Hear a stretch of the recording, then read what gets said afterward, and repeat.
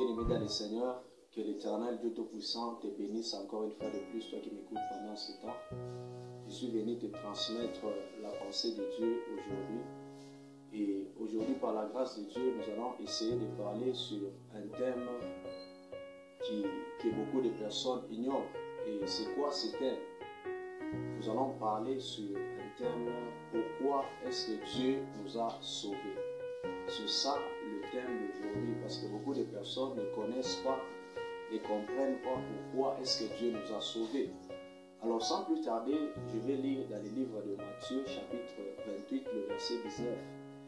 La Bible dit: allez, faites de toutes les nations des disciples, les baptisant au nom du Père, du Fils et du Saint-Esprit.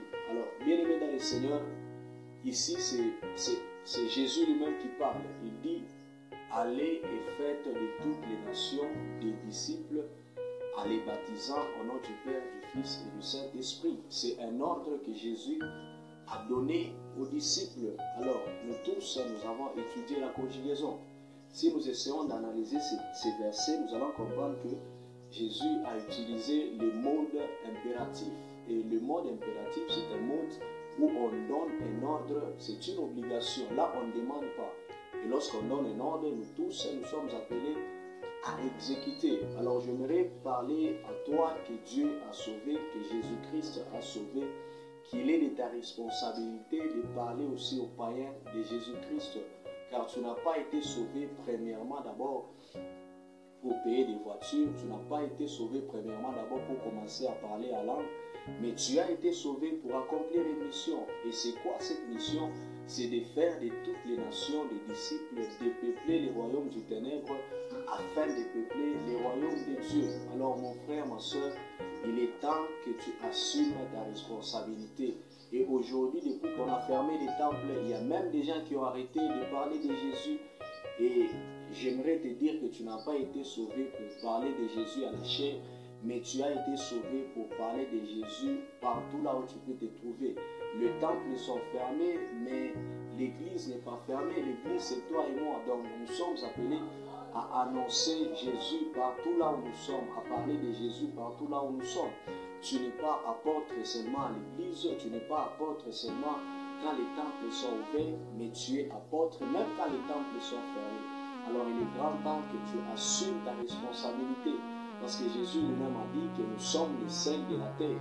Le sel est là pour donner le goût. Donc nous, chrétiens, nous sommes appelés à donner le goût à ceux-là qui sont encore dans le monde, de suivre aussi Jésus.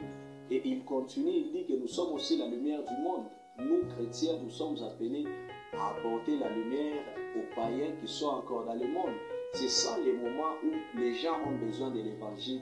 Les gens ont besoin d'entendre des personnes qui peuvent leur parler de Jésus-Christ. Alors toi qui as été sauvé, je t'en supplie, c'est ça le moment de parler de Jésus. Beaucoup de chrétiens aujourd'hui ne veulent pas parler de Jésus. Pourquoi? Parce qu'ils croient qu'ils ont été sauvés par leurs propres efforts. Ils ont été sauvés par leurs propres efforts, par ce qu'ils ont fait. Non. La Bible dit dans Éphésiens chapitre 2, le verset 8 jusqu'au verset 9, que c'est par la grâce que nous sommes sauvés, par le moyen de la foi, et cela ne vient pas de nous, mais c'est le don de Dieu. Et ce n'est pas sur base des œuvres, afin que personne ne se glorifie. Tu n'as aucune raison de te glorifier si tu es chrétien aujourd'hui. C'est juste la grâce de Dieu qui t'a localisé. Alors si tu reconnais que tu as été sauvé par la grâce, tu auras aussi compassion des gens qui sont en train de vivre dans le péché. Toi que les gens appelaient autrefois fumeur, toi que les gens appelaient autrefois, je ne sais pas moi, prostituée, mais aujourd'hui on t'appelle chrétien, c'est par la grâce de Dieu. Alors tu dois aussi avoir compassion de ces gens qui sont en train de mourir dans les péchés, de ces gens qui sont en train de fumer. C'est ça le moment de leur parler de Jésus, parce que lui-même il a dit que vous serez mes témoins. Nous sommes appelés à témoigner Christ partout là où nous sommes.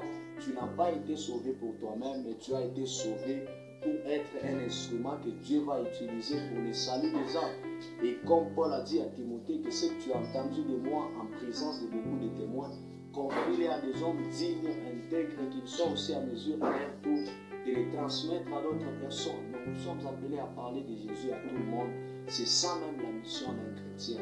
Ne crois pas que Dieu va t'élever lorsque tu parles en langue. Dieu ne t'élèvera jamais.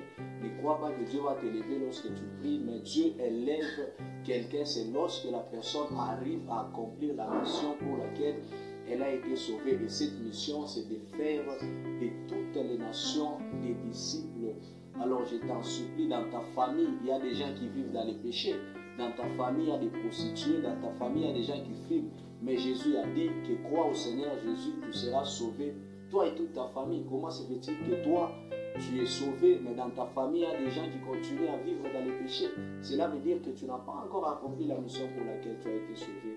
Que ma prière est élevée de mon cœur, que Dieu te donne la force et la capacité de parler de Jésus à tout le monde, parce que l'esprit que nous avons reçu, ce n'est pas un esprit de timidité, mais c'est un esprit de force et de courage. C'est ça l'esprit que nous avons reçu. N'aie pas honte de parler de Jésus. Continuez à parler de Jésus, parce que la Bible dit: je n'ai pas honte de l'évangile, car c'est une puissance de Dieu pour le salut de quiconque croit.